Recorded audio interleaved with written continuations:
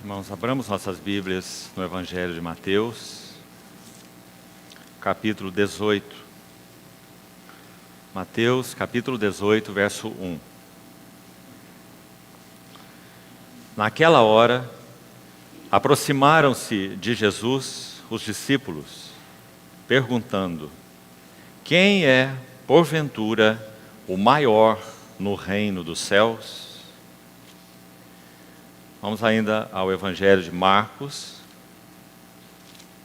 Marcos, capítulo 9. Vamos ler a partir do verso 33. Tendo eles partido para Cafarnaum, estando ele em casa, interrogou os discípulos: de que é que discorríeis pelo caminho? Mas eles guardaram silêncio, porque pelo caminho haviam discutido entre si qual era o maior. E ele, assentando-se, chamou os 12 e lhes disse: se alguém quer ser o primeiro, será o último e servo de todos. Trazendo uma criança, colocou-a no meio deles, e tomando-a nos braços, disse-lhes: qualquer que receber uma criança tal como esta, em meu nome, a mim me recebe.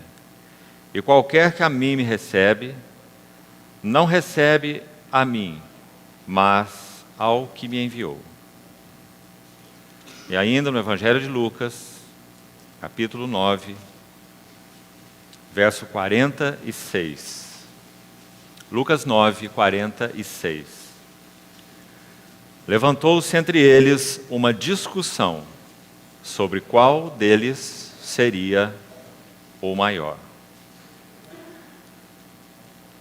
Vamos lembrar que essas narrativas que lemos, essa manifestação e discussão dos discípulos se dá após a segunda menção da cruz realizada pelo nosso Senhor Jesus. Esse é um detalhe importante. Nosso Senhor mencionou a cruz explicitamente 3 vezes entre o Monte da Transfiguração e o próprio evento do Calvário. 3 vezes.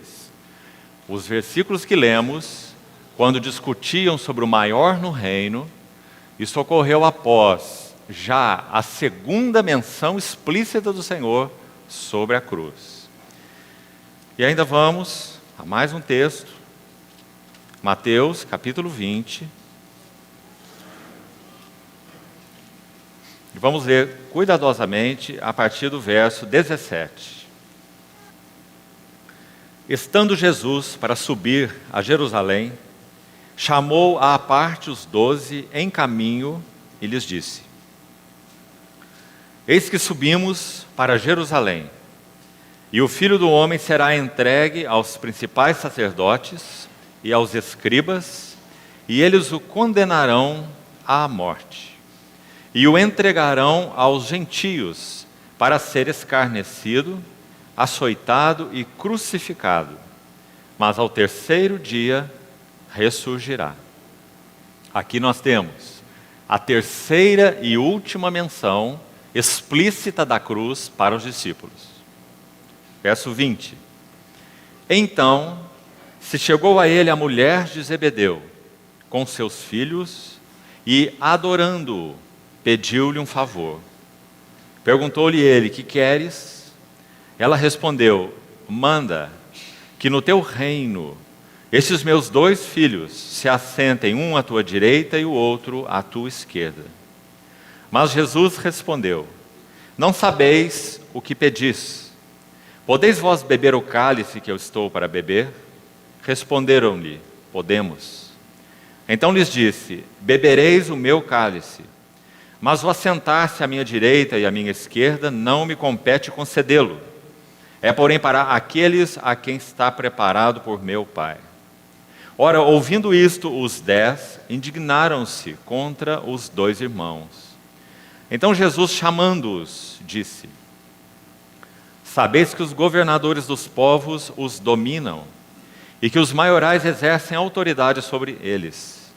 Não é assim entre vós, pelo contrário. Quem quiser tornar-se grande entre vós, será esse o que vos sirva. E quem quiser ser o primeiro entre vós, será vosso servo, tal como o Filho do Homem, que não veio para ser servido, mas para servir e dar a sua vida em resgate por muitos. Vamos orar. Querido Pai Celestial, com confiança e expectativa, apresentamos Tua palavra lida a Ti.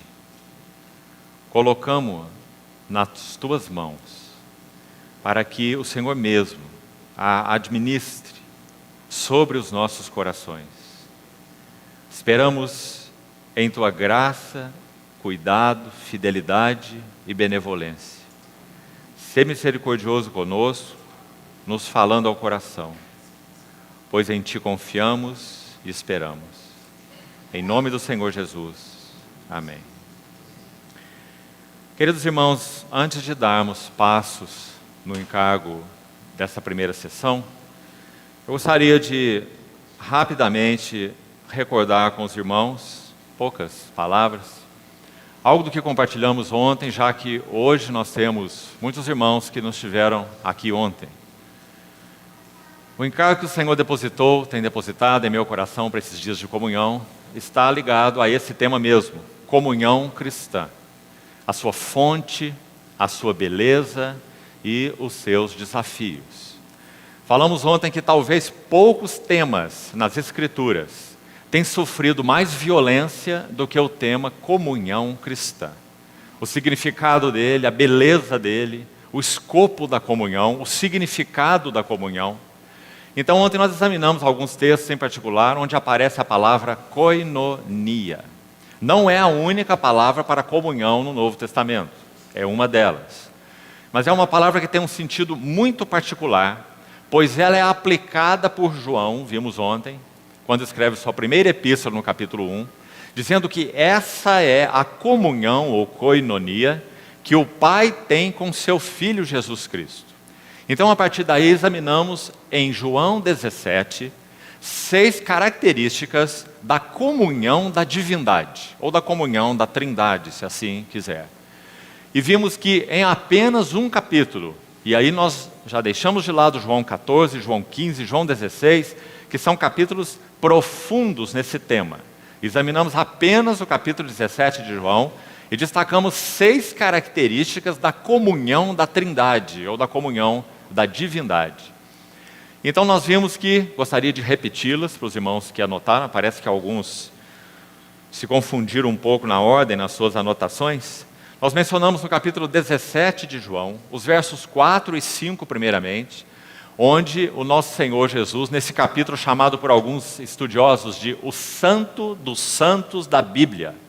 Alguns disseram que antes de lermos esse capítulo, nós deveríamos tirar as sandálias de nossos pés, porque o lugar que pisamos é terra santa. Como poderia ser diferente? Se nós temos o sumo sacerdote, aquele que intercede por nós, ainda em carne, antes de completar a sua obra então consumada no Calvário, orando ao Pai, expressando a beleza, profundidade, a alegria, completude da comunhão que ele tem com o Pai, e então dizendo que a sua vontade, o seu desejo, e por isso ele realizaria aquela obra próxima da cruz do Calvário, é que essa koinonia, ela não fosse apenas uma realidade entre Pai, Filho e Espírito, mas que essa koinonia fosse estendida a nós. Não rogo somente por estes, mas também por aqueles que vierem a crer em mim por intermédio da tua palavra. Esse é o verso 20. A fim de que todos sejam um, mas não apenas todos sejam um e ponto final. Aí há uma vírgula. E fala que tipo de um é esse e que tipo de unidade, de comunhão são estas. Assim como és tu, ó Pai, em mim, e eu sou em ti, também sejam eles em nós. Então, nós mostramos nesse capítulo, em primeiro lugar, que glória, como nosso Senhor usou a expressão no versículo 4 e no versículo 5 desse capítulo, a glória dessa comunhão Então, é a primeira marca da comunhão da Trindade. Vimos que glória significa que Deus é inteiramente satisfeito consigo mesmo, não carecendo de nada e de ninguém em nenhum sentido. Pai, glorifica-me contigo mesmo, com aquela glória. O Senhor se refere a algo muito específico, que eu tive junto de ti antes que houvesse mundo. Então, a primeira característica da comunhão da divindade, uma comunhão que é antes de todas as coisas, uma comunhão anterior a qualquer coisa criada, quando nada havia senão Deus, o Deus que é. Então, a primeira marca é glória, nas palavras de nosso Senhor. A segunda que vimos, versículo 10, a Trindade, a divindade tem atributos comuns. Não vamos entrar nos detalhes de novo, para não tomarmos todo o nosso tempo com o que já falamos ontem. Atributos comuns, Pai, Filho. Não há nada no Pai que não esteja no Filho. E não há nada no Filho que não esteja no Pai. Atributos comuns. Verso 10 em particular, desse capítulo 17 de João. Citamos também interesses comuns. E aí vimos verso 4, 6, 8, 22, 26. Todos eles mostram que a divindade tem interesses absolutamente comuns. Não há um interesse do Pai e um outro interesse do Filho, e não há nenhuma discordância na divindade. Há uma absoluta harmonia de interesses. Examinamos esse terceiro item.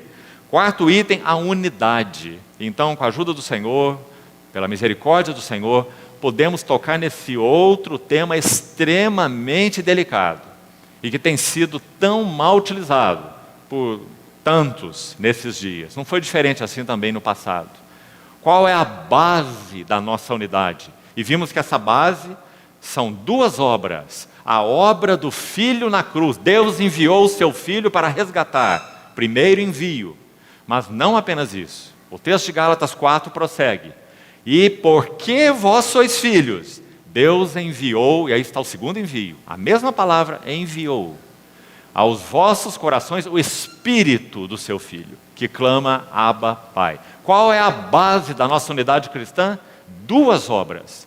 Conforme disse Andrew Murray, já citamos ontem também, a obra do Calvário é tão santa e necessária quanto a obra do Pentecostes. Ou, o contrário, igualmente verdadeiro. A obra do Pentecostes é tão santa e necessária quanto a obra do Calvário. Então nós nunca podemos colocá-las assim. Nós sempre temos que colocá-las em pé de igualdade. Porque nós podemos ousar afirmar pela palavra de Deus que o propósito eterno de Deus não seria cumprido apenas com a morte do Redentor na cruz. O Espírito Santo teria que ser derramado para que aqueles que foram escolhidos pudessem ser transformados à imagem daquele que os comprou. Então essas obras são colocadas em pé de igualdade. Por isso a Bíblia fala tanto, não tivemos tempo de examinar ontem, não teríamos hoje, assunto extenso, a questão do sangue e do óleo no Velho Testamento. Levítico 8, Levítico 14, purificação do leproso, 14, Levítico 8, a unção do sacerdote, sangue e óleo. Por que essa duplicidade? Sem derramamento de sangue não há remissão de pecados. E o óleo, obviamente, tipifica o trabalho, a pessoa e o trabalho do Espírito Santo. Então essas duas obras compondo um único fundamento da nossa comunhão e da nossa unidade. Então nosso Senhor mencionou aqui, nessa oração, verso 21, que já citamos, quarto elemento que compartilhamos ontem, unidade. Ó, quão bom e agradável é que vivam os irmãos em união, preservando, não estabelecendo e nem promovendo, mas preservando a unidade do Espírito no vínculo da paz. Também, o quinto elemento que mencionamos ontem, propósito comum. A divindade ou a trindade tem propósitos absolutamente comuns.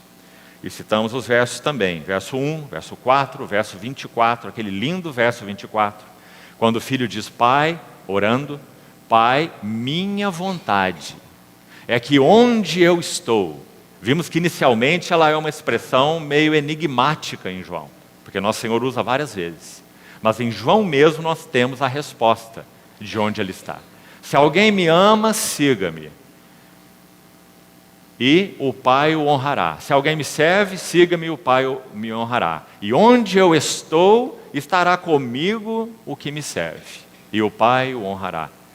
Para onde eu vou, vós não podeis ir. Onde eu estou, vós não podeis estar. Quando, João 14, eu vou e vou preparar-vos lugar, para que onde eu estou, mais uma vez nesse evangelho, estejais vós também. Que lugar é esse?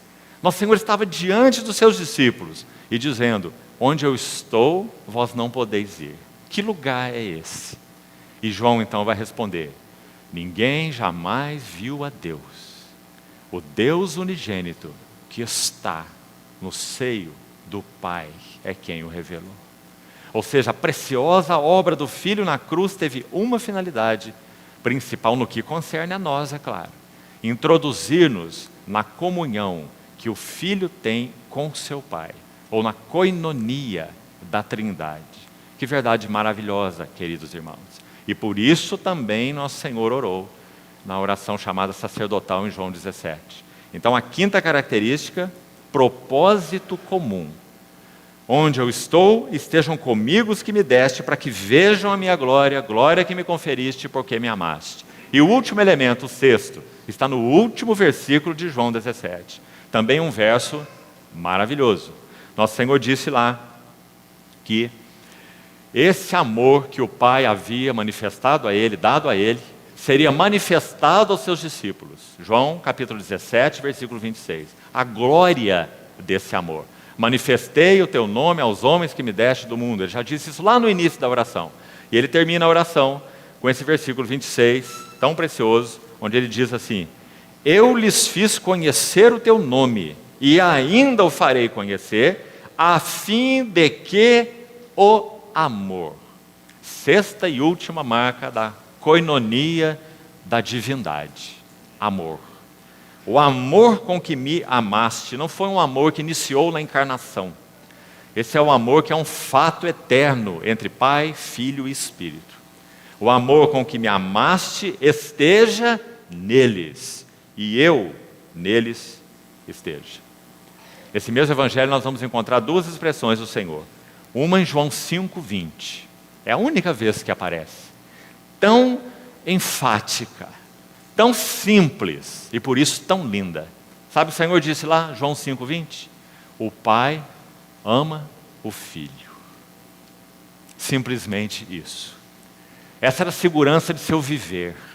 Essa era a segurança de seu ser. Essa era a segurança de seu serviço.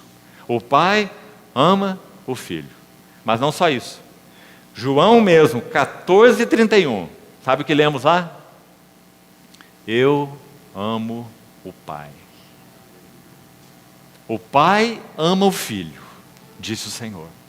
E também disse o Senhor: eu amo o Pai. Então ele ora no final dessa oração chamada sacerdotal que lemos: o amor com que me amaste esteja neles, e eu neles esteja. Louvado seja o nome do Senhor. Essa é a comunhão da divindade. Então, irmãos, que tema é esse, a comunhão cristã? Qual é a base da nossa comunhão? Não é uma base geopolítica, em nenhum sentido. A base da nossa comunhão é um fundamento de duas obras: a obra de redenção do Filho e a obra de habitação do Espírito Santo. Esse é o fundamento da nossa comunhão. É única e exclusivamente nesse fundamento que nós temos comunhão, em nenhum outro fundamento. Qual é o desafio da nossa comunhão, ou fato? Vamos primeiro ao fato. Se essa é a base, então qual é o fato espiritual? Fato é que todos os que verdadeiramente professam o nome do Senhor Jesus são um nele, uma família, membros dele, essa é a linguagem de Paulo, e membros uns dos outros. Membros de Cristo, membros uns dos outros. Esse é o fato espiritual, graças a Deus, imutável, irreversível, irrevogável. Base, duas obras. Fato, todos que professam o nome do Senhor são uma família nele, pertencem a ele e se pertencem uns aos outros. E então o desafio, onde concluímos ontem. Qual é o nosso desafio? Nosso desafio não é estabelecer um testemunho. Nosso desafio é dar testemunho dessa verdade que já foi estabelecida pela obra do Redentor e pela habitação do Espírito Santo. Agora, aí então concluímos ontem. Como podemos responder a esse desafio? É um grande desafio. Dar testemunho da magnitude, santidade, beleza da obra do Filho e da obra do Espírito, que são a base da nossa comunhão. Então, como nós podemos dar testemunho? Amados irmãos, parece que examinando as Escrituras é muito claro, e também só há um caminho. Amando e servindo a todos os nossos irmãos. Todos aqueles que professam o nome do Senhor. Esse é um grande desafio, porque nós somos tão exclusivistas. Costumamos basear a nossa comunhão em tantas coisas, sutis muitas delas. Por exemplo, em simpatias. Por exemplo, em níveis culturais. Níveis sociais. Qual é o nosso desafio? Repetindo, e como podemos dar conta dele? Amando e servindo uns aos outros no corpo de Cristo. Porque pertencemos a Ele e pertencemos uns aos outros. Nada poderá honrar a obra do Filho e nada poderá honrar a obra do Espírito Santo sem essa realidade. Amar e servir uns aos outros. Então aí, nós concluímos ontem. Agora, irmãos, vamos dar o passo, com a ajuda do Senhor, para o nosso encargo para essa primeira sessão. Esses textos que lemos, vou repetir o que coloquei no início, as três primeiras leituras que fizemos em Mateus 18, Marcos e Lucas, representam a segunda menção da cruz, como já disse, explícita do nosso Senhor Jesus, antes que ela fosse um fato consumado. Enquanto ele mencionava isso, o que os discípulos diziam entre si? Qual deles seria o maior? Quando o Senhor fez a pergunta, que ele já sabia qual era a resposta, uma pergunta, digamos, retórica, nosso Senhor disse, o que vocês estavam conversando pelo caminho? Não é gentil esse nosso Senhor? Aquele que sonda a mente, sonda os corações e conhece todas as coisas? O que vocês iam conversando pelo caminho? E diz assim, eles guardaram silêncio. Parece crianças reprovadas, não é? Não podemos falar para ele, afinal de contas nós estamos falando de coisas que penso ele não vai nada gostar. Nós estávamos perguntando entre nós quem seria o maior. Quem será? Quem que ele chamou primeiro será entre nós? Foi o Simão, quem sabe? Então quem sabe o Simão é o maior. Foi o João? Então quem sabe é o João. A terceira vez que o Senhor faz menção da cruz, ele estava imediatamente à sombra da cruz. Sabe, queridos irmãos? E esse é o texto de Mateus 20, terceira vez. Quando nosso Senhor menciona a cruz pela terceira vez, se você estuda com cuidado, Mateus 20 a 26, a unção de Maria de Betânia, 20 de Mateus a 26, onde a unção é registrada. E assim os relatos no Evangelho de Marcos, também no Evangelho de Lucas, você vai chegar a uma conclusão. O Senhor tinha 12 discípulos obtusos. Eles não conseguiam compreender a angústia e a agonia do coração do seu Senhor. A terceira menção da cruz é feita imediatamente anterior, possivelmente ao domingo, quando nosso Senhor entra em Jerusalém, na chamada entrada triunfal em Jerusalém. Muito provavelmente isso ocorreu no domingo. E nós sabemos que na quinta-feira, o nosso Senhor então vai ser preso, se entrega e vai ser crucificado. No sábado à noite, antes da entrada triunfal em Jerusalém, o que acontece? A unção de Maria em Betânia. Imediatamente após o Senhor ter mencionado a cruz a terceira vez, então é dito dos discípulos, eles nada compreendiam a respeito dessas coisas. Abra, por favor, Lucas capítulo 18, sobre isso, para que não apenas citemos, mas você possa ler o versículo. A mesma narrativa que nós lemos em Mateus 20, apenas que em Mateus 20 nós temos os detalhes. O pedido da mãe de Maria, a atitude dela, a resposta do Senhor, o que ela disse, o que o Senhor disse para ela, para Tiago e João, seus dois filhos. Aqui em Lucas 18, verso 31, nós temos o mesmo contexto, só que de maneira bem resumida. Não é dito aqui nada sobre aquele pedido de Maria ao Senhor. Mas olhe com atenção. Tomando consigo os 12, disse-lhes Jesus: eis que subimos para Jerusalém. O Senhor está na sua última subida a Jerusalém. A subida definitiva e final, porque Ele vai à cruz. Nessa subida o que acontece? Ele diz: vai cumprir-se ali tudo quanto está escrito por intermédio dos profetas no tocante ao Filho do Homem. Pois será Ele entregue aos gentios, escarnecido, ultrajado e cuspido. E depois de o açoitarem, tirar-lhe-ão a vida. Mas ao terceiro dia ressuscitará. Terceira menção da cruz. Veja o verso 34. Eles, porém, nada compreenderam acerca dessas coisas. E o sentido dessas palavras era-lhes encoberto, de sorte que não percebiam o que ele dizia. Mas então, no meio desse nada compreendiam dos 12, houve uma mulher que compreendeu a agonia e a angústia do coração do Senhor. E foi essa então que unge a cabeça e os pés do Senhor naquele sábado à noite, antes que ele entre em Jerusalém, aclamado como rei no domingo e então crucificado finalmente no final da semana.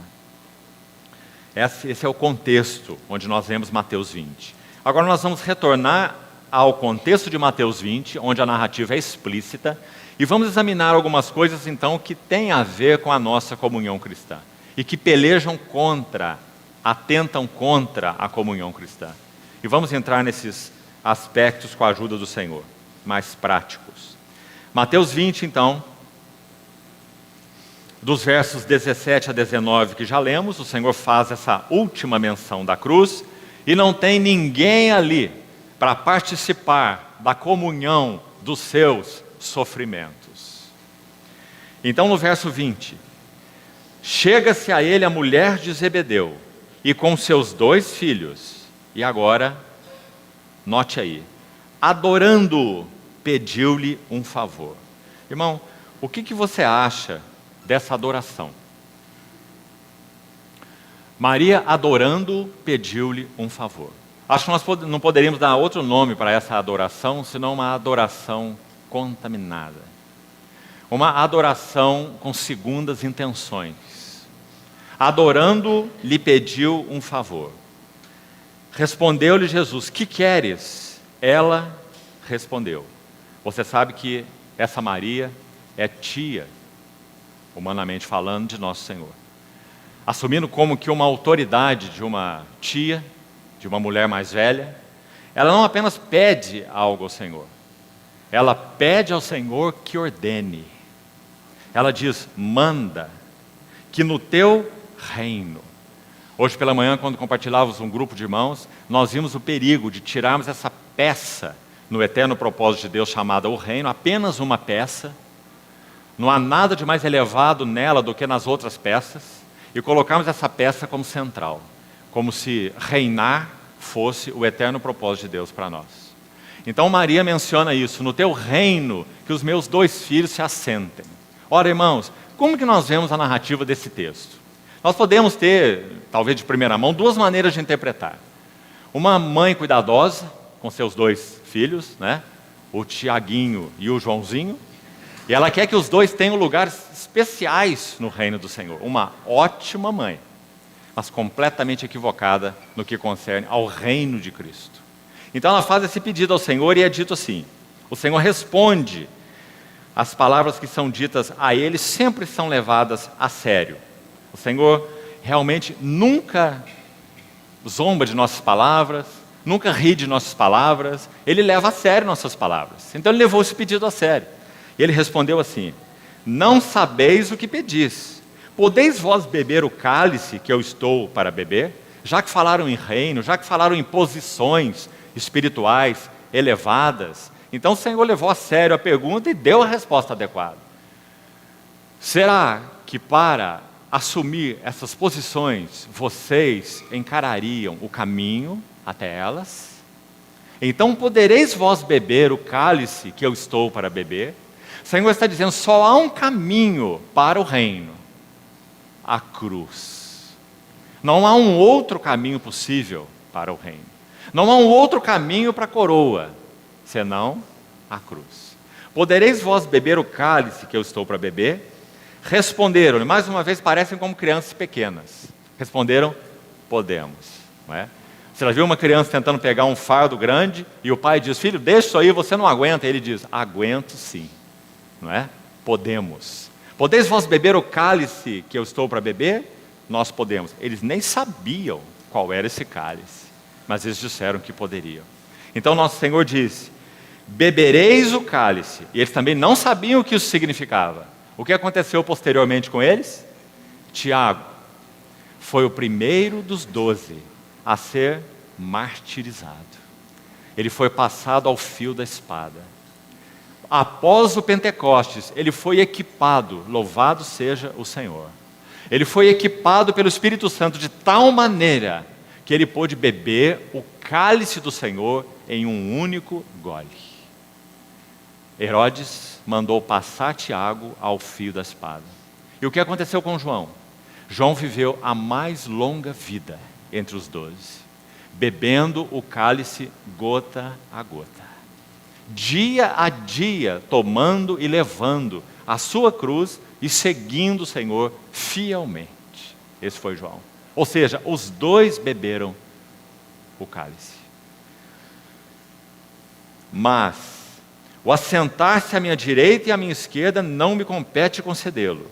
É, porém, para aqueles a quem está preparado por meu Pai. Sabe por que o Senhor disse isso? João 12 tem a resposta. Se alguém me serve, siga-me. E onde eu estou, estará também o meu servo. E aquele que me servir, o meu Pai o honrará. Então não me compete concedê-lo, mas para aqueles a quem está preparado por meu Pai. Agora, olha o verso 24. Aqui nós temos também duas maneiras, digamos, possíveis de interpretá-lo. Uma eu penso que é a mais ingênua. Seria, ouvindo eles isto, os 10 ouvindo isto, indignaram-se contra os dois irmãos. Acho que a interpretação mais ingênua seria, eles pensaram consigo mesmo, olha esses dois ousados, que absurdo, como pedir uma coisa dessa para o Senhor? Isso é uma coisa reprovável, eles nunca deveriam ter feito isso. Penso que essa é a interpretação ingênua. Entendo que a interpretação correta é, os 10 como que falando entre si, você viu o que aqueles dois espertos fizeram? Chegaram na nossa frente. O Senhor só tem uma direita e só tem uma esquerda. E eles já buscaram ocupar esses lugares. Agora nós vamos ficar em segundo plano. Primeiro plano já é para eles. Então os 10 se indignaram contra os dois. O que o Senhor viu quando isso aconteceu? Que uma insurreição estava à beira de acontecer entre os 12. Então, digamos, ele chama os 12, como que 12 meninos. Espiritualmente falando, era isso que eles eram. E então diz assim a eles, Jesus chamou os 12 e disse, sabeis que os governadores dos povos os dominam, e que os maiorais exercem autoridade sobre eles. Não é assim entre vós. Pelo contrário, quem quiser tornar-se grande entre vós será o que vos sirva. E quem quiser ser o primeiro entre vós, esse será vosso servo. Tal como o Filho do Homem. Que não veio para ser servido, mas para servir e dar a sua vida em resgate por muitos. Duas coisas pelo menos importantes aqui. Primeiro, a palavra dominam. Se você examinar o texto com cuidado, estudá-la, ela é muito interessante. Ela só aparece nas Escrituras 4 vezes. Nosso Senhor usou essa palavra, então ela tem muito para nos dizer. O que Ele quer dizer com dominam? Ele a usou 4 vezes. Onde estão? A primeira vez está aqui, mesmo no texto, Mateus 20, 25. A segunda vez que o Senhor usa essa palavra, a mesma narrativa em Marcos 10, 42, apenas para citação, é exatamente a mesma narrativa, na linguagem de Marcos. Então está lá a palavra dominam mais uma vez. A terceira vez, Atos 19, 16. Lucas está usando essa palavra em Atos. Extremamente significativa essa menção. Abra para você conferir, por favor. Atos 19, 16. Então lembre-se, nosso Senhor citou essa palavra 2 vezes. Uma narrada em Mateus 20, outra narrada em Marcos 10, a mesma palavra no original. Katakireo. Ela é usada nas Escrituras a terceira vez em Atos 19, verso 16. Para termos o contexto, olha o verso 15. Mas o espírito maligno lhes respondeu. Quando aqueles 7 filhos de um judeu exorcista, chamado Seva, exorcistas ambulantes, eles estavam expelindo espíritos imundos. Então, nessa ocasião, contra esse espírito maligno, desde o verso 12 aí, 13 você tem o contexto, eles usaram o nome de Jesus a quem Paulo serve, como se fosse uma vara mágica. Esconjuro-vos em nome de Jesus a quem Paulo prega. Então nós sabemos o que aconteceu. É dito que aquele espírito maligno partiu, aquele homem com o espírito maligno, partiu para cima deles, rasgou as suas vestes, e eles tiveram que sair dali debandados. Então é dito assim no verso 16. O possesso do espírito maligno saltou sobre eles, e agora nós temos a palavra subjugando. Irmãos, foi essa palavra que nosso Senhor usou. Por que nós estamos destacando isso? Porque qualquer tipo de subjugo, qualquer atitude de subjugar, é uma atitude que procede não do Senhor. O espírito maligno partiu sobre eles, subjugando-os ou dominando-os. Então o Senhor usou essa palavra quando falou disso com os seus 12, dizendo: entre os povos, os maiorais subjugam, mas dominam, mas entre vós não será assim. Então há uma última menção dessa palavra, e veja quem a usa, é Pedro. E aqui nós precisamos ir a ela também. Abra, por favor, na primeira epístola de Pedro, no capítulo 5, 1 Pedro.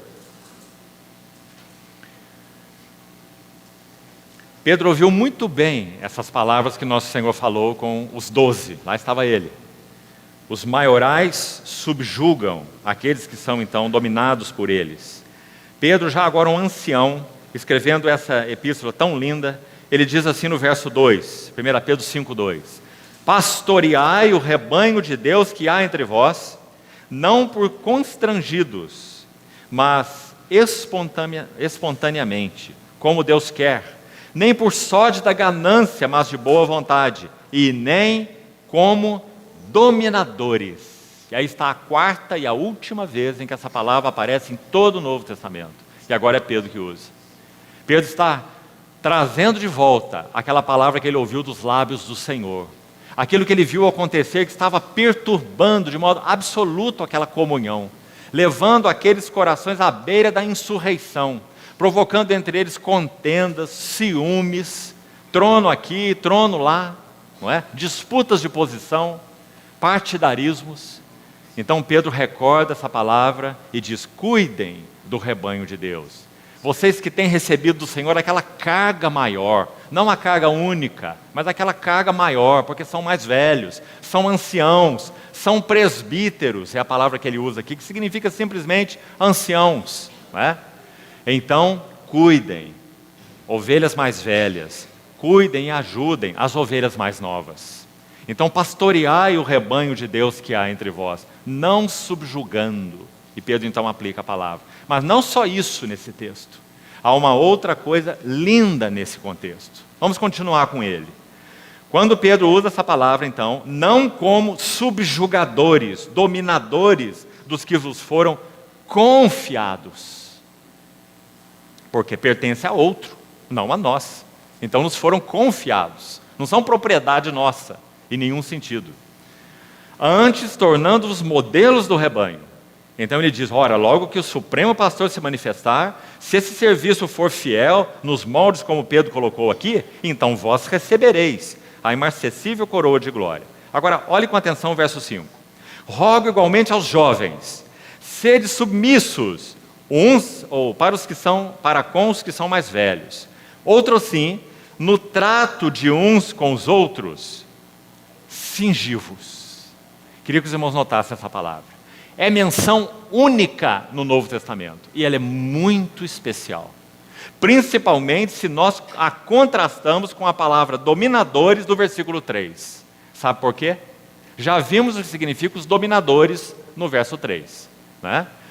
Aqueles que subjugam. Pedro vai fazer um contraste. Vai falar sobre mútua submissão no versículo 5. E vai dizer para sermos, particularmente os jovens, né?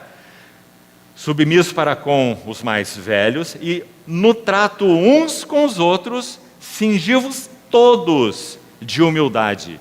Porque Deus resiste aos soberbos, contudo aos humildes concede sua graça. Qual é a beleza dessa palavra cingivos? Você sabe que no português, na nossa versão, você vai encontrar a palavra cingidos em outros lugares. Exemplo, 1 Pedro 1,13. Cingindo o vosso entendimento, sede sóbrios, e esperar inteiramente na graça que vos está sendo trazida na revelação de Jesus. Efésios 6, Paulo vai dizer, cingindo-vos com a verdade. Lembra-se, quando ele fala da armadura de Deus, não é a mesma palavra na língua original. A palavra cingivos usada aqui por Pedro é única, não aparece em outro lugar. E ela significa vestir um avental de escravo. Amados irmãos, Pedro realmente aprendeu. Aquele, podemos dizer, que se indignou, junto com mais 9, contra aqueles 2 que fizeram aquele pedido, agora ele aprendeu. Agora ele é um ancião, que havia seguido o Senhor por tantos anos. Sabemos que o caráter de Cristo foi formado na vida de Simão, o Pedro. Você lembra que quando ele se preocupou com o João, no capítulo 21 do Evangelho de João, quando o Senhor tem aquela hora tremenda com Pedro de restauração, depois de uma restauração pessoal, o Senhor apareceu a Pedro após a ressurreição, tem aquele tempo de restauração vocacional no mar da Galileia, João 21. Pedro, tu me amas, Pedro, tu me amas. Então, quando aquilo conclui, o Senhor diz, segue-me. E Pedro vê que um outro também estava seguindo. E sabemos que esse outro é o João. Então Pedro diz, e aquele que também está seguindo o Senhor, o que vai ser dele? E o Senhor diz, isso não te compete. Quanto a ti, segue-me. O discipulado de Pedro começou com segue-me nos evangelhos e conclui com segue-me. Então agora nós estamos lendo na sua epístola o resultado desse maravilhoso discipulado, desse ancião agora Pedro. E ele está dizendo, no trato uns com os outros, vistam aventais de escravos, de servos. Não é precioso, irmão? Nós precisamos nos perguntar, quando os irmãos olham para nós, é assim que eles nos têm visto? Eles nos têm vistos vestidos com que tipo de roupa? Os irmãos, quando olham para nós, como eles nos veem? Eles nos veem com aventais de escravos? Uma roupa muito específica, que era usada por aqueles que iam fazer o trabalho de escravo, destinado ao escravo. Não há outra maneira de respondermos ao desafio da comunhão no corpo de Cristo, se não vestirmos aventais de escravos. Agora, amados irmãos, quanto da cruz precisa ser trabalhado em nós, para que isso deixe de ser palavra, teoria, cânticos. Quantos cânticos cantamos sobre a cruz, sobre o caminho da cruz? Palavras, e passem a ser realidade no trato uns com os outros. No trato uns com os outros, cingi-vos todos de humildade, não como dominadores, mas usando aventais de servos. Então, concluindo o texto de Mateus 20, voltemos lá para concluirmos aquele texto, o verso 28. Um dos versos chaves dos 4 evangelhos. Tal como o Filho do Homem, que não veio para ser servido, mas para servir e dar. Muito rapidamente eu queria mostrar algo para os irmãos. Volte uma folha da sua Bíblia, por favor. Mateus 19. Olha uma coisa aqui. Mateus 19, 16. Não vamos ler os textos, apenas se localize aí. O Senhor tem um encontro com alguém que é chamado de um jovem rico. E você sabe o que aconteceu. Ele demonstra seu desejo de seguir o Senhor. E ele diz então, o Senhor fala sobre praticar os mandamentos, ele diz que tem observado aquilo desde a sua mocidade, então o Senhor fala sobre vender tudo e segui-lo, e ele então não pôde seguir o Senhor. Por que esse jovem não pôde seguir o Senhor? Qual era a motivação do coração dele? Medo de perder. Por causa do medo de perder, ele não pôde seguir o Senhor. Irmãos, mesmo entre nós cristãos, essa é uma das motivações, digamos assim, pelas quais nós podemos nos relacionar com o Senhor. Não conseguimos seguir com o Senhor, porque temos medo de perder, seja lá o que for. Seja coisas, seja bens, seja reputação, seja lá o que for. Medo de perder. Há uma segunda motivação na sequência. Quando esse jovem rico, então, retirou-se, é dito no verso 22, triste, porque era dono de muitas propriedades, mais uma motivação é exposta. Porque é dito no verso 25, que os discípulos ouviram o que o Senhor disse aí, é muito difícil um rico entrar no reino, ficaram maravilhados e disseram que, sendo assim, quem pode ser salvo? Jesus fitou neles o olhar e disse, isso é impossível aos homens, mas para Deus tudo é possível. Então lhe falou Pedro. Ah, esse Pedro. Quanto o Senhor foi paciente. Por outro lado, quanto nós louvamos o Senhor por essa vida em si mesmo obstinada, né? Um covarde que se passava por corajoso, né? Alguém que achava que se conhecia tão bem, que iria com o Senhor até a morte, e a gentileza, o amor, a perseverança, o cuidado do Senhor, tomando essa vida pela mão e conduzindo até ser aquele que nós lemos lá na epístola, um caráter tão maravilhoso daquele ancião Pedro, né? Mas ele não é ainda assim aqui. Então é ele que interrompe mais uma vez aí e diz assim, verso 27, eis que nós tudo deixamos e te seguimos. Algo muito honrado, né? Mas qual é a motivação dele? Que será, pois, de nós? Então a motivação dele aqui é o que iremos ganhar. A motivação do jovem rico era medo de perder. A motivação de Pedro era desejo de ganhar. Irmãos, nós temos seguido ao Senhor por desejo de ganhar. Quem sabe ganhar o reino. Você segue o Senhor para ganhar o reino? Essa é uma motivação espúria. Nós seguimos ao Senhor pelo Senhor. Onde quer que tu fores, irei eu. Onde quer que pousares, ali pousarei eu. Então, amados irmãos, aí foi exposta a motivação de Pedro. E então, duas motivações já estão expostas. E agora nós chegamos à última motivação. É Mateus 20, 28. É a motivação do coração do Mestre. Ele disse, o Filho do Homem não veio para ser servido. O Filho do Homem não tem medo de perder.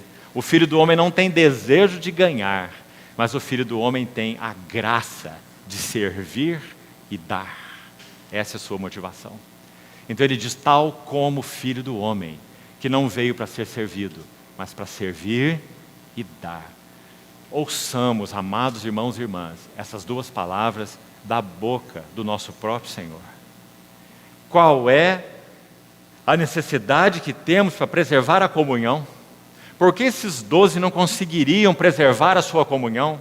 Tronos, autoridade, governo, glória, reino, um à direita, outro à esquerda. Tal como o Filho do Homem, que não veio para ser servido, mas para servir e dar a sua vida em resgate de muitos. Deixe-me dizer algo que nós não mencionamos ontem, sem me alongar. Faça sua própria pesquisa. Ontem falavam sobre a beleza da palavra koinonia. Ela também tem mais um uso, que nós sequer mencionamos ontem. Sabe qual é? Assistência. Quando Paulo escreve 2 Coríntios 8:9, que eles pediram a graça de participar dessa assistência aos santos, os pobres da Macedônia, naquela oferta para os perseguidos da Judéia, lembra-se? A palavra usada ali é koinonia. Não é maravilhoso? Ou seja, dar, inclusive materialmente, é expressão de koinonia. Porque dar é o espírito da Trindade. Tal como o Filho do Homem que veio servir e dar. Dar é koinonia, comunhão. Que maravilhoso que essa palavra tenha sido usada assim. Porque poderíamos ficar retidos apenas aos outros usos dela e deixarmos isso de lado, não é? Porque isso toca nosso bolso, isso toca o que temos. Ninguém tem em vista aquilo que é propriamente seu, senão cada qual o que é dos outros. Ninguém considerava exclusivamente sua nada das coisas que possuía, tudo, porém, lhes era comum. Como isso se chama? Koinonia. Dar. Graças ao Senhor. Irmãos, não há povo que faça isso na terra como a igreja do Senhor. Precisamos aprender a expressar nossa koinonia também dessa maneira. Vamos seguir. Ainda para irmos concluindo essa primeira sessão. Vamos falar um pouco sobre esses inimigos da comunhão, ou desafios da comunhão. Está aí gráfico no texto de Mateus 20, quantos desafios o Senhor combateu num único evento, não é? Falou sobre domínio, tratou o assunto do ciúme, dos ciúmes, da soberba, da contenda, dos partidarismos, das preferências, não é? Como que dizendo, eu não tenho preferência por Pedro e nem por João, não é? O que o Senhor buscava junto aos seus 12 é que os 12 pudessem ser trabalhados por Ele de tal forma que o Espírito de Cristo, o coração, o caráter de Cristo, pudesse ser formado em cada um deles. E graças ao Senhor é isso que vemos mais tarde, né? Pela fidelidade do Senhor. Então, vamos a alguma coisa nesse sentido. Por favor, abra 1 Coríntios capítulo 3. E vamos usar nossas Bíblias com mais ligeireza até o final dessa sessão.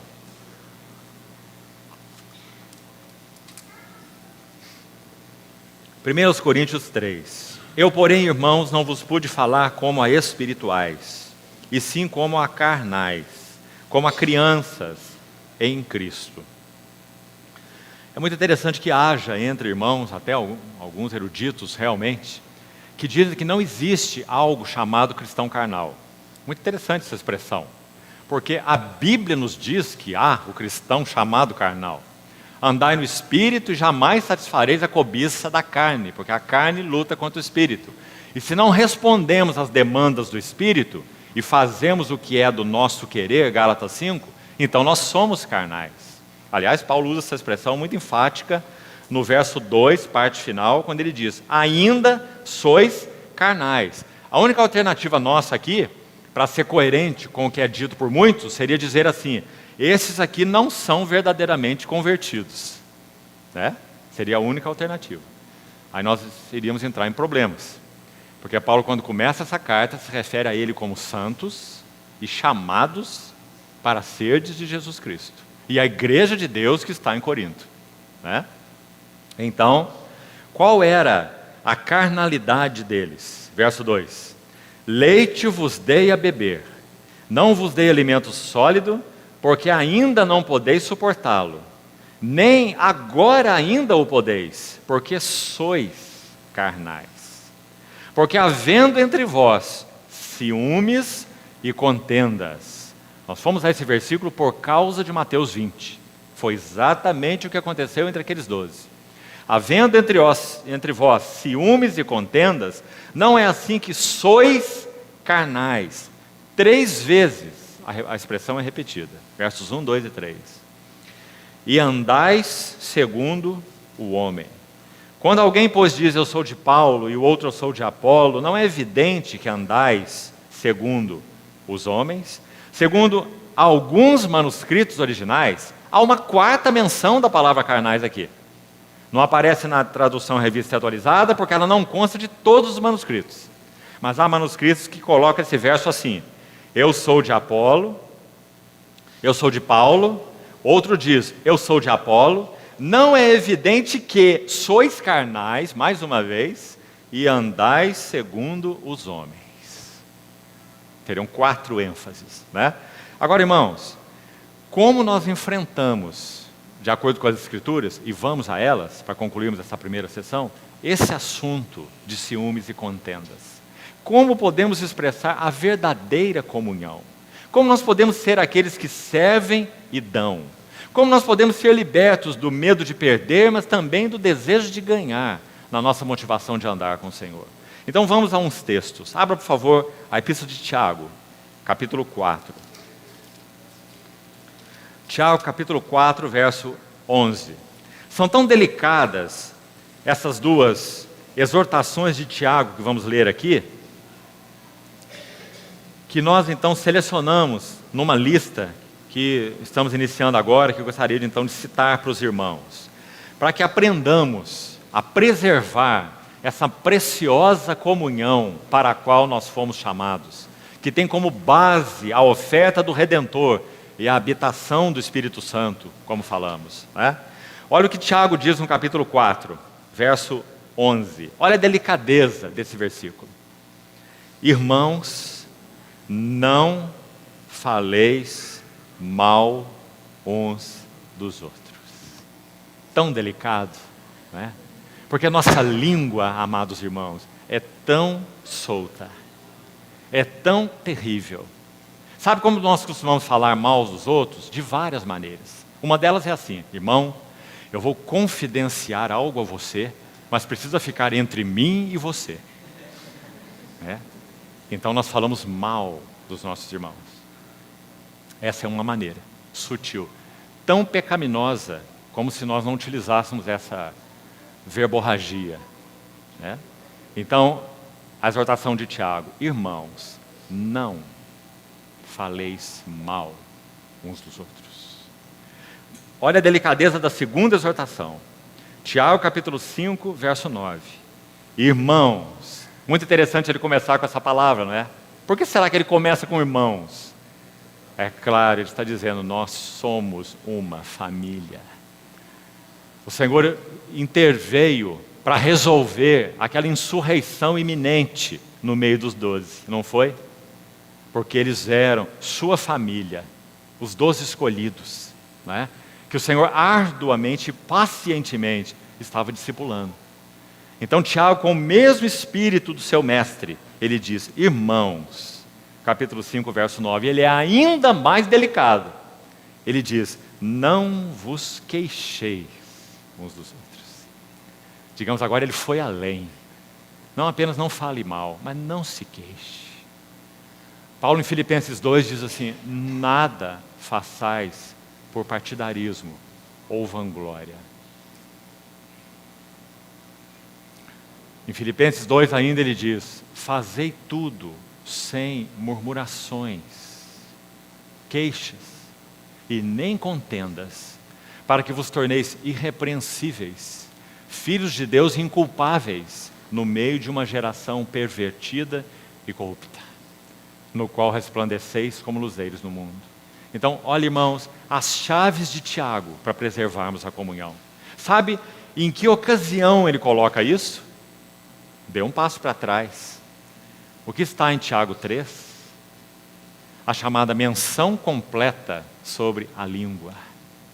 A língua é fogo, é um mundo de iniquidade. Então ele vai dizer, irmãos, não faleis mal uns dos outros. E vai além, não vos queixeis uns dos outros. Graças a Deus, amados irmãos. Porque quando estudamos a comunhão, nós começamos lá, a comunhão da Trindade. Aqueles aspectos que citamos, a interhabitação, a interpenetração, a pericoreses, quantas coisas maravilhosas. Aquelas características de João capítulo 6, que se nós não tivéssemos sido criados, elas permaneceriam como são, porque são características do Deus Trino. Na comunhão da divindade, em nada depende de nós. A glória, os atributos comuns, o amor, a unidade, a plenitude da comunhão, não é?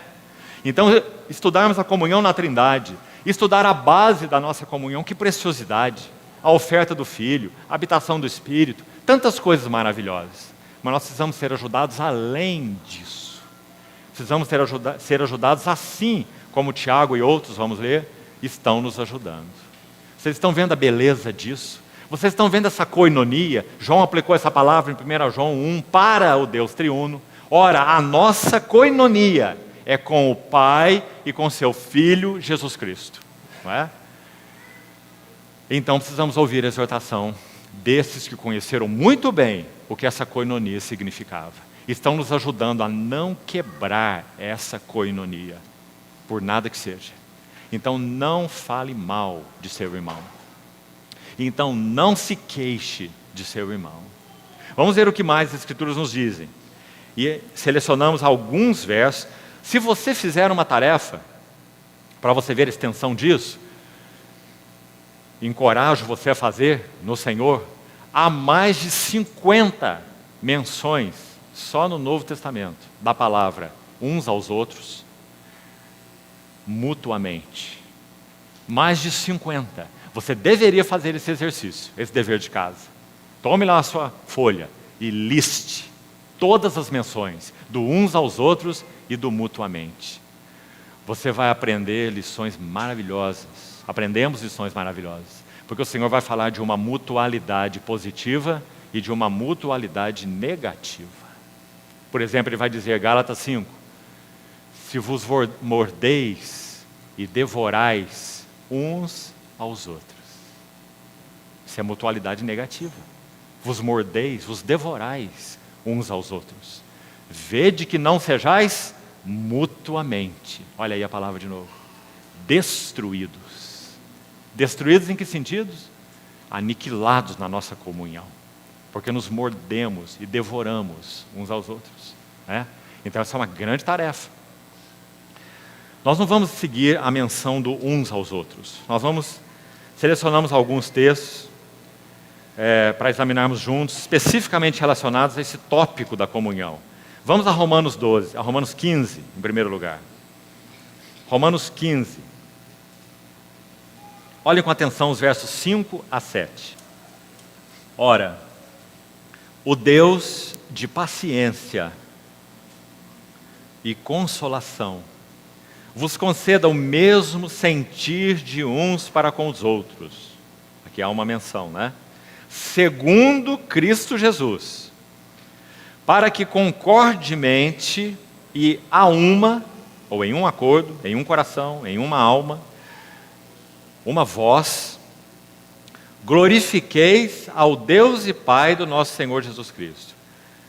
Porque mesmo sentir uns para com os outros, preservando a comunhão, segundo Cristo Jesus. Vamos lembrar o que Paulo escreve quando, aos Filipenses, ele fala sobre duas irmãs, nominalmente, que estavam com problemas na comunhão. Rogo a Evódia e a Síntique, que pensem concordemente no Senhor. Isso é o capítulo 4. No capítulo 2, digamos, ele já fez a introdução para poder falar isso. Sabe qual é a introdução? Não é a mente de Evódia e nem a mente de Síntique que irão prevalecer. Não é a personalidade mais dominante, mais forte ou mais ousada que seja. Tende em vós a mesma mente que houve também em Cristo Jesus. Essa é a chave. Essa é a única mente que pode prevalecer entre nós. Então depois ele vai fazer o seu rogo, né? Aqui a mesma coisa. Verso 5. O mesmo sentir de uns para com os outros. Verso 6. Ou segundo Cristo Jesus, sua mente, né, seu coração, para que concordemente, entrar simplesmente em um acordo? Não. Mas segundo Cristo Jesus. E a uma voz glorifiqueis ao Deus e Pai de nosso Senhor Jesus Cristo. Olha o verso 7. Portanto, acolhei-vos uns aos outros. De novo, como também Cristo nos acolheu. Irmãos, sem dúvida, imagino, esse verso é conhecido de todos nós. Mas olha algumas implicações, que não sei se todas as vezes ou alguma vez já pensamos sobre elas. Acolher uns aos outros, como também Cristo nos acolheu, significa: nós não nos acolhemos com bases em simpatias. Nós não nos acolhemos com base em afinidades. Guarde muito bem essas duas coisas. Nossa comunhão não se baseia em afinidades. Nossa comunhão não se baseia em simpatias. É claro e normal que nós podemos ter mais comunhão com uns do que com outros. Nada de anormal. Mas que essa comunhão não tenha como base afinidades e nem simpatias. Tenha como base o que, então? A comunhão de Cristo Jesus, segundo a carga de Cristo Jesus para aquela comunhão.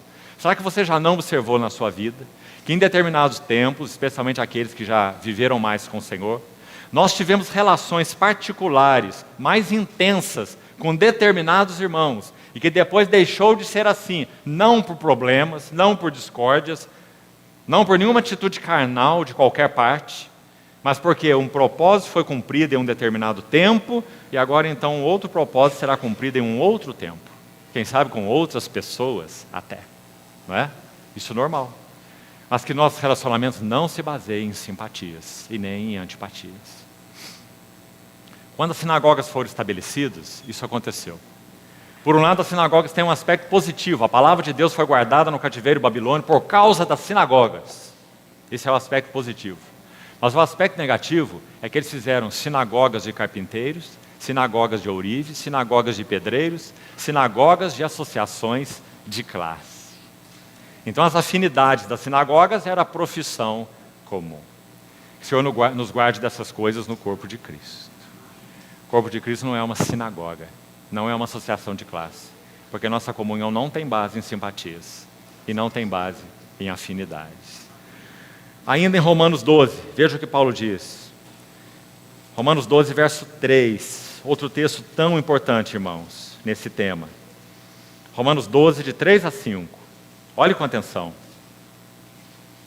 Porque pela graça que me foi dada, digo a cada um dentre vós que não pense de si mesmo além do que convém. Isso quebra a nossa comunhão. Antes, pense com moderação, segundo a medida da fé que Deus repartiu a cada um. Irmãos, que lindo verso. Vamos devagar com ele. Primeiro, não pense de si mesmo além do que convém. O que vai determinar a medida adequada do nosso pensamento sobre nós mesmos? Porque todos nós temos pensamentos sobre nós mesmos. Que não demos lugar à falsa humildade. Como podemos pensar adequadamente sobre nós? A próxima frase nos dá a chave. Pense antes com moderação. Vamos colocar em outras palavras mais claras. Pense antes com uma justa estima. Sabe o que é uma justa estima? Exemplo, apóstolo Paulo. Eu, de mim mesmo, nada sou. Sabe o que mais? Em mim, Cristo fala. Paulo usou ambas as frases. Será que ele tem uma estima adequada sobre ele? Eu, de mim mesmo, nada sou. O príncipe dos pecadores. Quanto a mim, blasfemo, insolente e perseguidor da igreja. Mas também, em mim, Cristo fala. Digo, não eu, mas o Senhor. Isso é uma justa estima, né? Então, queridos irmãos, quanto nós podemos ter problemas na comunhão por falsa modéstia e falsa humildade. Quantos problemas na comunhão. Sabe, é muito fácil quando nós oramos assim: ó Senhor, o Senhor sabe que eu sou um miserável pecador. Mas sabe o que é difícil? É o irmão do nosso lado dizer assim: você é um miserável pecador. Então, quanto de falsa modéstia existe entre nós e de falsa humildade? Nos nossos corações, de todos nós, por natureza. E como esses demônios podem colocar sua cabeça para fora para serem decepados? Salmo 36, 9. Em ti está o manancial da vida, e na tua luz nós vemos a luz. Sonda-me, ó Deus, e conhece meu coração. Prova-me e conhece meus pensamentos. Não pense de si mesmo além do que convém. Vê se há em mim algum caminho mau e guia-me pelo caminho eterno.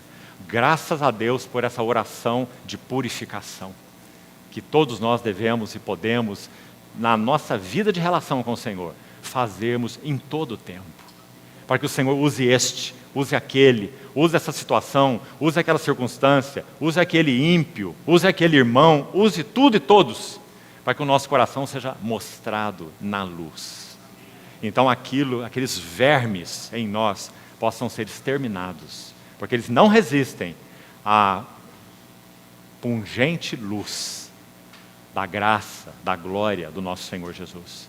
Porque esse nosso Senhor Jesus exterminou a todos eles na sua cruz. Então, amados irmãos, pense com justa estima. Não pense mais, porque isso seria orgulho. Não pense menos, porque seria falsa humildade. Você tem que saber qual é a medida da fé que Deus repartiu a você. É por causa dessa orientação aqui, veja como é consistente esse ensino, que Paulo vai dizer assim no verso 6, olhe lá rapidamente. Tendo, porém, diferentes dons segundo a graça. Dons, por um lado, bênçãos de Deus, equipamento espiritual para servirmos uns aos outros, para que a igreja do Senhor possa ser edificada. Por outro lado, nunca se esqueça, dons andam junto com carne. Exemplo, a Assembleia de Corinto.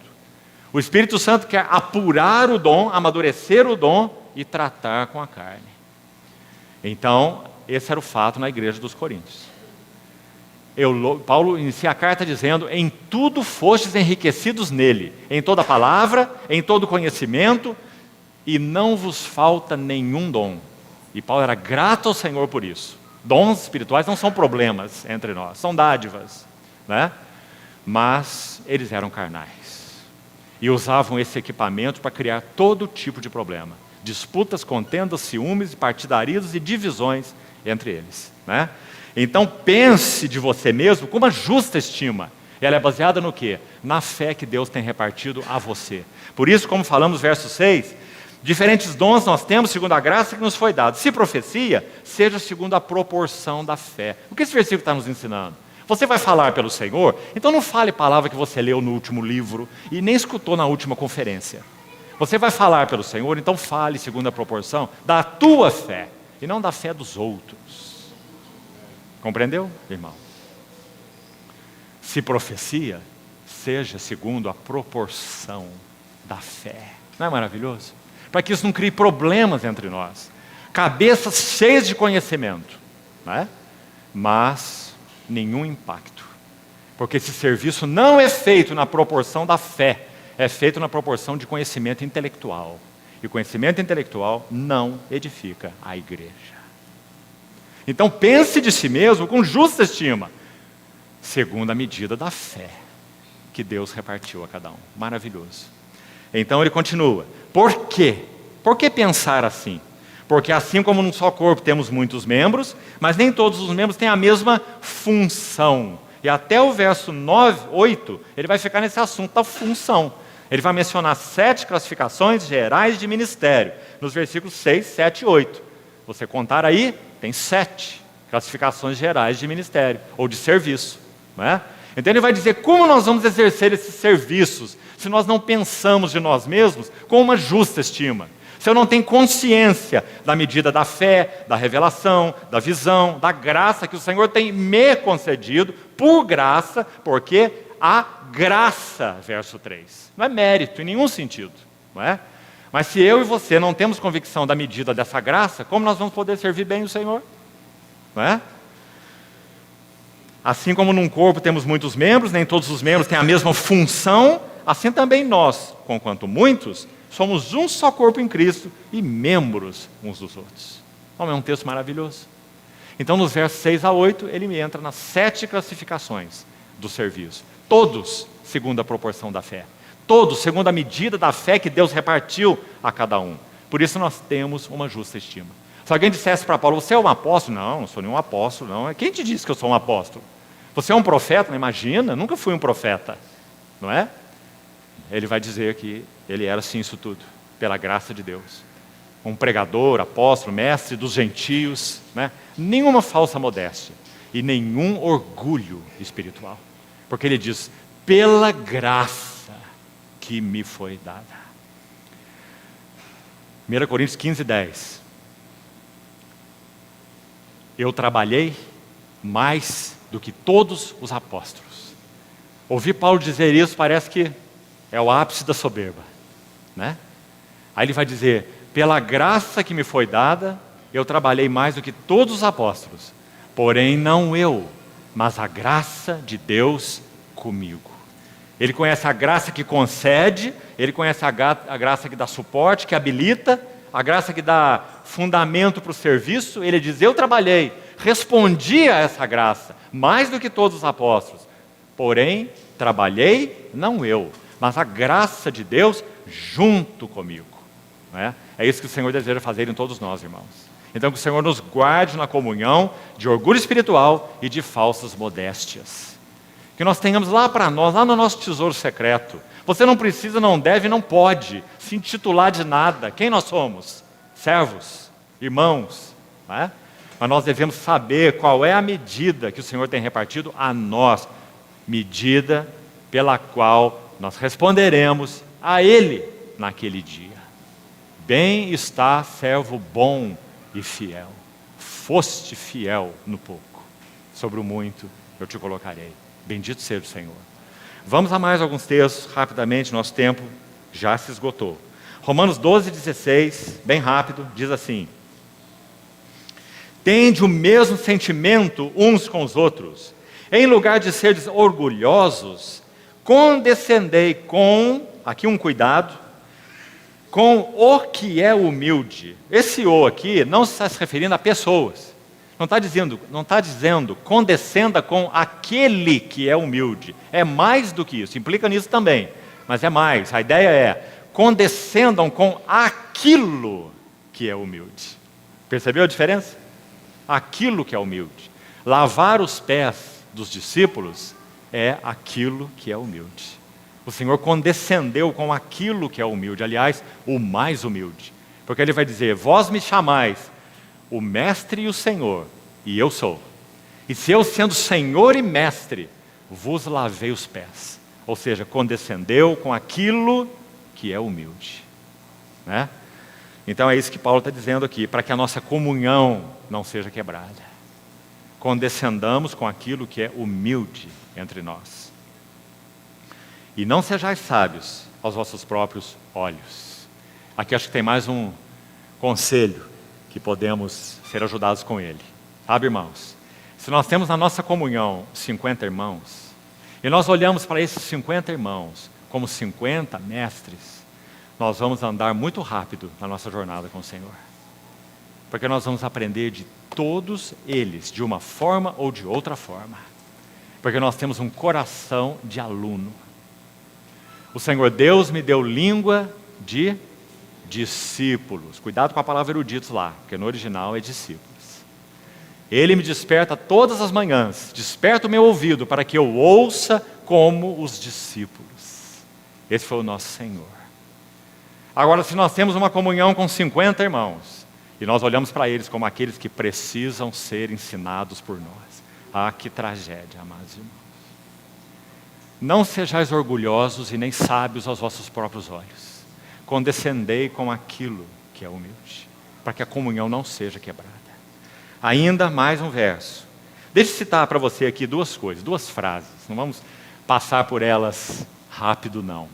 Uma é de um autor de um clássico da história da igreja, chamado Tomás. Esse Tomás escreveu, possivelmente, para alguém chamado Kempis. Então, a obra Tomás A. Kempis, um A craseado. Um clássico na história da igreja, chamado Imitação de Cristo. Veja o que ele diz lá, uma frase. Aprenda sempre a ter-se em conta de pequeno. Que lindo. Se nós aprendemos a nos ter em conta de pequeno, então o nosso coração será guardado, sempre. Mais uma frase, essa de Robert Chapman, o chamado apóstolo do amor. Que linda vida esse servo do Senhor viveu com seu Senhor. Olha o que ele disse: a maior parte das nossas tristezas, veja como nós somos em nós mesmos, irmãos. A maior parte das nossas tristezas são resultado de orgulho ferido, vontade própria frustrada e incredulidade ansiosa.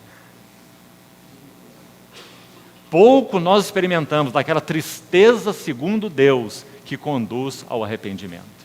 Nós ficamos tão deprimidos, tão abatidos, não é? Tão derrotados, porque o nosso ego foi ferido. Porque a nossa vontade própria foi frustrada. Não fizeram a nossa vontade. Então nós fazemos o nosso beicinho, espiritualmente falando. Não é? E, como ele disse, incredulidade ansiosa. Não aprendemos a depositar nossa fé no Senhor. O mesmo texto que citei de Isaías 50, se referindo ao servo do Senhor, no verso 10 diz assim: o servo do Senhor andou em trevas, sem luz nenhuma, e ainda assim confiou no Senhor e se firmou sobre o seu Deus. Não é maravilhoso? Isaías 50, 10. Sabe como ele continua no verso 11? Uma exortação para nós. Isaías exortando o povo, assim nós a ouvimos. Ele diz assim: eia todos vós, que acendeis setas incendiárias, andai entre as labaredas do fogo que acendestes, e em tormentas vos deitareis. Vou buscar no Senhor te dar uma interpretação desse versículo.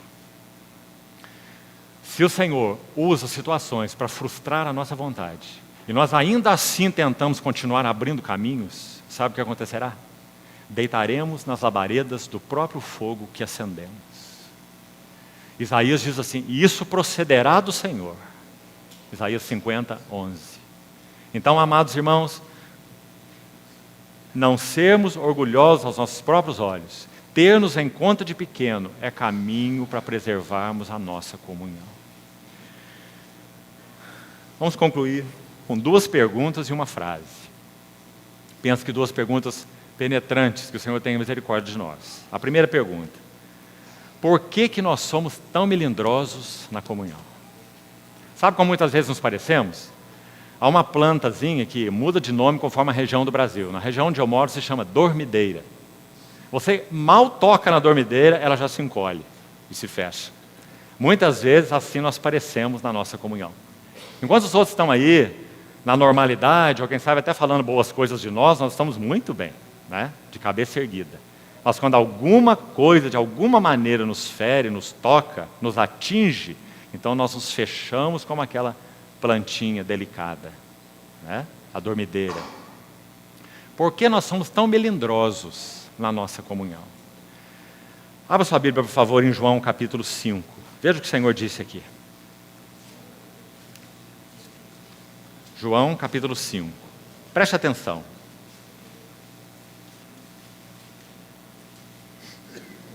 Verso 41.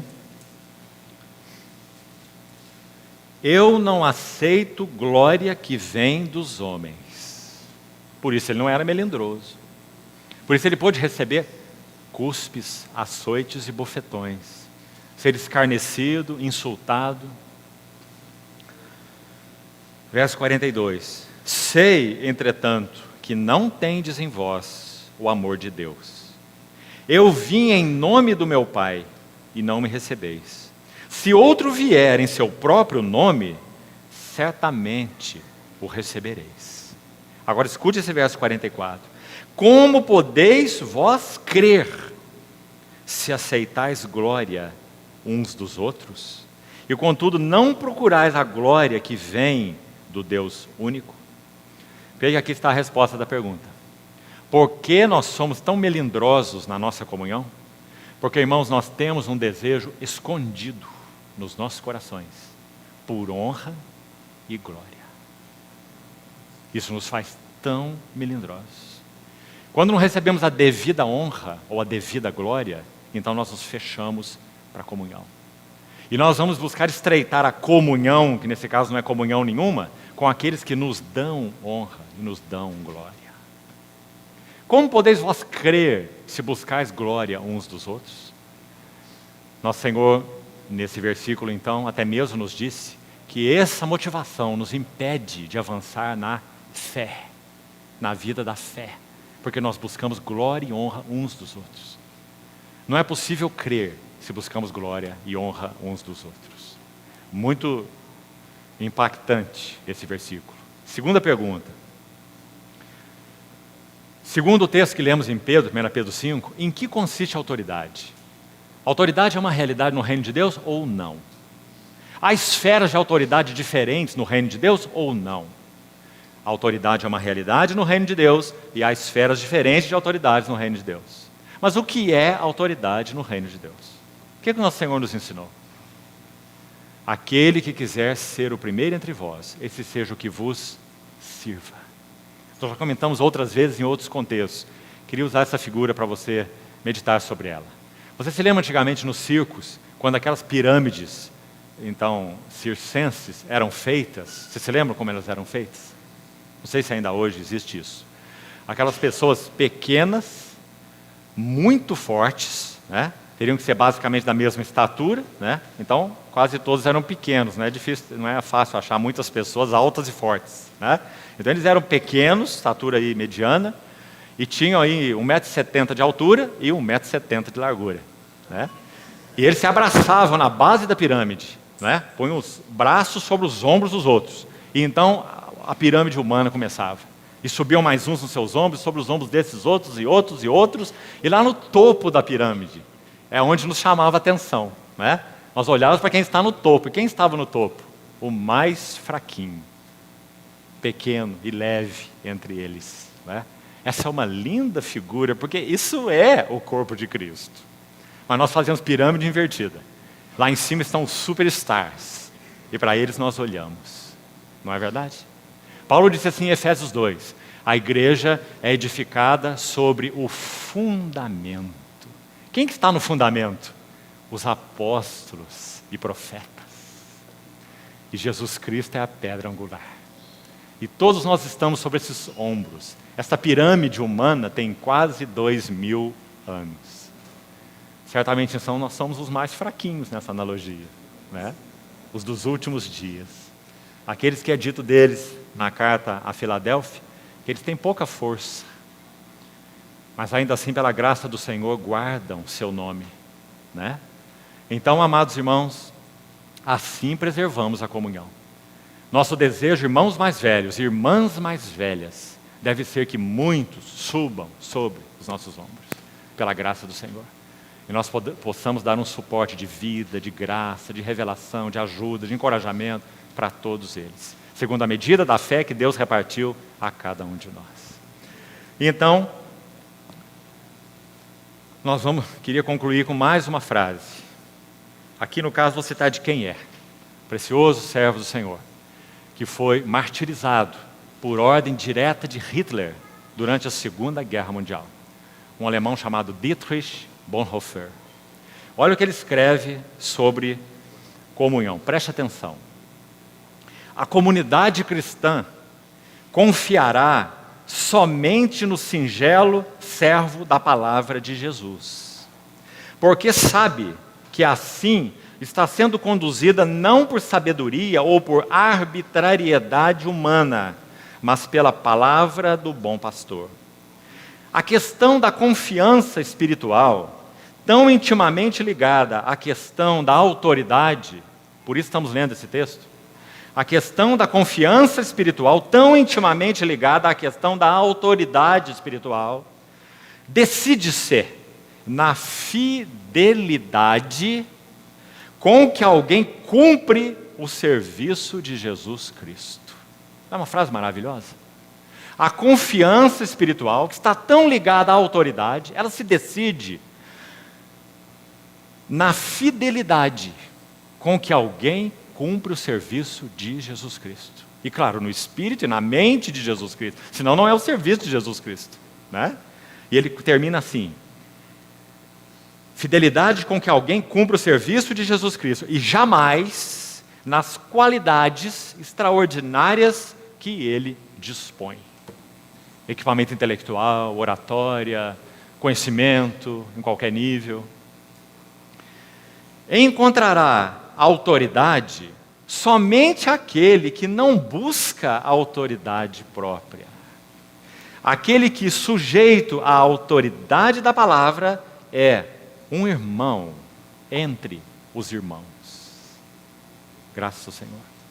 Então, irmãos, que o Senhor continue falando ao nosso coração, nos ajude a retomar esses textos. Penso que eles são para ser lidos de joelhos na presença do Senhor, para que Ele trate com toda essa, me permitam, a força da palavra, imundície que há nos nossos corações, para que a comunhão possa ser preservada no vínculo da paz. A comunhão que foi promovida às custas do precioso sangue do Senhor Jesus. Uma pequenina palavra de encorajamento para os irmãos aqui. Essa comunhão que agora está acontecendo aqui em Campinas, já houve uma outra reunião e comunhão dos irmãos há pouco tempo, se não me engano, em novembro, em São Paulo. Ela tem trazido alegria e gratidão para muitos corações, não só nessa região, mas em outras regiões do nosso país. Por quê? Porque aqui há muitos servos do Senhor, irmãos e irmãs, que servem o Senhor há muitos anos. Mas tem parecido a eles, e com eles concordamos, que o Senhor, na sua graça, tem feito um movimento de amor em direção a esses irmãos. Na região de São Paulo, região metropolitana de São Paulo, Campinas, estreitando os laços de comunhão entre esses irmãos. Eu tenho sido testemunha, por presença e por relato, que esses laços têm trazido um renovo de vida, de vigor espiritual, de fé, para muitos irmãos e irmãs, e muitas famílias. Então, bendito seja o nome do nosso Senhor Jesus. Carecemos disso antes que o Senhor volte. Que Ele nos encontre, mesmo que um pequenino rebanho, no geral desconhecido de todos, mas que Ele encontre um lugar que possa ser, por sua graça, chamado de Betânia, onde Ele possa encontrar aconchego, satisfação, onde Ele possa tirar seus calçados, repousar. O Senhor busca isso na sua igreja, irmãos. Não apenas Deus é nosso descanso, mas Deus busca descanso. E Ele busca descanso na comunhão daqueles que Ele redimiu. Então que o Senhor continue encorajando os irmãos e irmãs de tantas cidades diferentes, e de contextos diferentes, inclusive, nessa comunhão tão preciosa, que não é, em absoluto, promoção de homem algum. É uma promoção do nosso Senhor Jesus Cristo. E nós o honramos por isso. O Senhor continue falando ao nosso coração. Vamos orar para concluirmos essa sessão. Querido Pai Celestial, tão gratos nós somos, porque o Senhor, na sua infinita misericórdia, e por causa do amor ao Teu próprio nome, o Senhor tem estendido Tua mão para essa região do país, assim como para outras. E nós louvamos o Senhor, porque o Senhor tem promovido uma doce e consistente comunhão entre os irmãos. Pedimos ao Senhor que seja assim, crescendo até que o Senhor venha. Que o Senhor realmente encontre Betânias para Ti, nos lares, nas vidas, na comunhão desses irmãos. E Te pedimos mais, Senhor. Te pedimos que o Senhor estreite laços firmes, fortes, duráveis, na comunhão entre esses irmãos, para que o dar e receber do Senhor seja uma realidade entre eles. E que o Senhor edifique para Ti esse pequeno rebanho, que não teme, porque Tu, ó Pai, nos destes o Teu reino. Louvamos-Te, Senhor, por isso. Graças sejam dadas ao Teu bendito nome. Continua falando ao nosso coração, nos encorajando, disciplinando, corrigindo, santificando, purificando a nossa comunhão, Senhor, para que aquilo que é humano, destrutivo, maligno, sutil, não penetre na preciosa e santa comunhão que o Senhor estabeleceu entre os Teus. Assim Te pedimos, em Teu precioso nome. Amém, Senhor.